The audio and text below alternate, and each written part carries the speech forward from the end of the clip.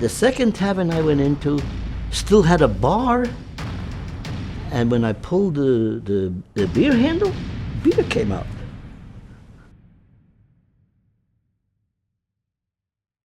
Truce, 4 German soldiers approach American lines. In the lead officer's pocket is a message addressed to the U.S. commander of the encircled town of Bastogne. The fortune of war is changing.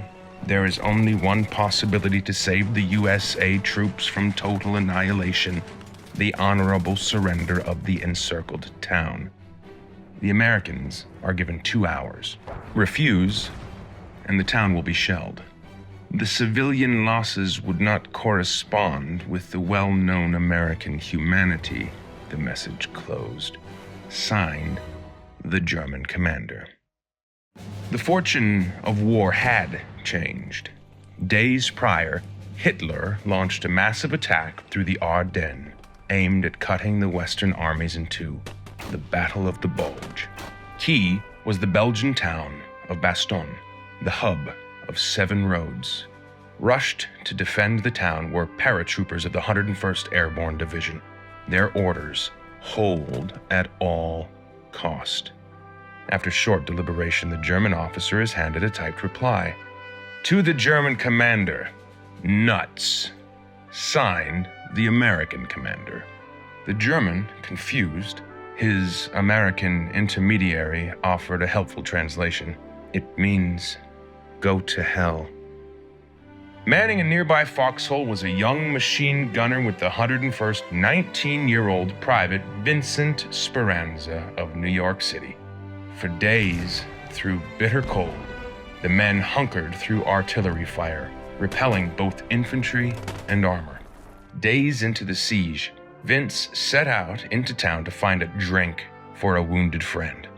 Up ahead, a tavern, bombed out, but remnants of a bar and back. A beer tap, still working. Removing his helmet, hours earlier a makeshift latrine, Vince filled it with gold Belgian ale. In a beer run for the ages, he brought it to his friend. Other wounded soldiers piping up, demanding a drink. The helmet drained. He returned for more. The day after Christmas, George Patton rolled into Bastogne. The siege was over. The Airborne's stand secured as legend. In a counterattack the following week, Vince was wounded by shrapnel. Shipped to Britain to recover, he met the same buddy from his beer run. Time on their hands, the Americans decided to have some fun and catch a ride to Scotland. At the Johnny Walker Distillery, they procured a case of Red Label at the cost of 3 cartons of cigarettes.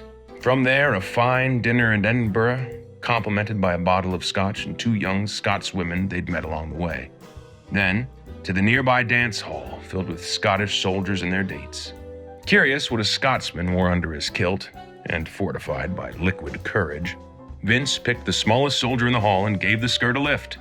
Confirming his suspicions, he felt a crack to the jaw as he crashed under the nearest table.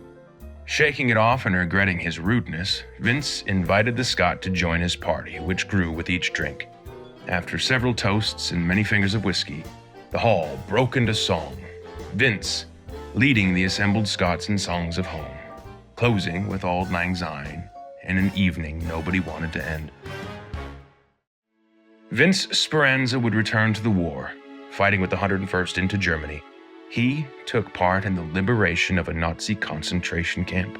Its sights and smells burned into his soul, and he joined in ransacking Hitler's Eagle's Nest retreat, taking 2 books attesting the glory of the 1,000-year Reich from the dead Führer's personal library.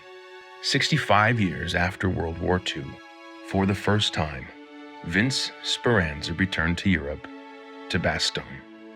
There, he was presented bottles of a local ale, Airborne beer, inspired by a legend of an American paratroopers helmet-filled beer run during the siege of Bastogne. The legend, it seemed, was real, and Vincent Speranza became an instant celebrity among the people of Belgium. At the close of World War II, in Hitler's Eagle's Nest library, Vince Speranza looked to the wall to find a map. The world its dominions divided between the Axis powers. A map that remained fantasy, thanks to a band of young Americans. A band of brothers. Before I left, I said, listen, Joe, I got to go back. Anything I can do to help you? He said, yeah, go find me something to drink. I said, Joe, where the hell am I going to find you something to drink? We're surrounded and cut off. There are no supplies coming in here. He said, go look in the taverns. Joe, the taverns are all bombed as shit. Go look in the taverns. You might get lucky. Now, it's snowing hard. It's cold. The wind is blowing like hell. Artillery is dropping in all around the church down the road. And I go slopping down the road looking for a tavern. And the first one I went into, all broken glass, it shattered, there was nothing. I went down the road a little further, slipping and sliding all over the place. And the second tavern I went into still had a bar. And when I pulled the beer handle, beer came out. I said, ooh. So I look around for a jug, a bottle or something to put the beer in. There was nothing. I took off my helmet. The same helmet you use in the foxhole, you know. I swished a little snow in it. I filled it up with beer. I went back to the church. I said, Joe, I got some beer. He said, holy shit. He sits up and I'm feeding beer from the helmet. Hey, give me some of that. Hey, give me some of that. You know, I was like an old mother cow there, feeding all these guys a mouthful of beer. I ran out. Joe says, go get some more. Jesus Christ, Joe, go get some more. I go slopping down the road, fill up the helmet again.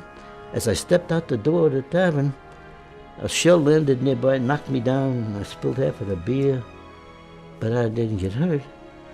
I got up and I went back to the church. This time, standing in the doorway like this, is the regimental surgeon, Major Walkman. I'm private, by the way, PFC. He says, what the hell you think you're doing, soldier? I said, sir, bringing aid and comfort to the wounded.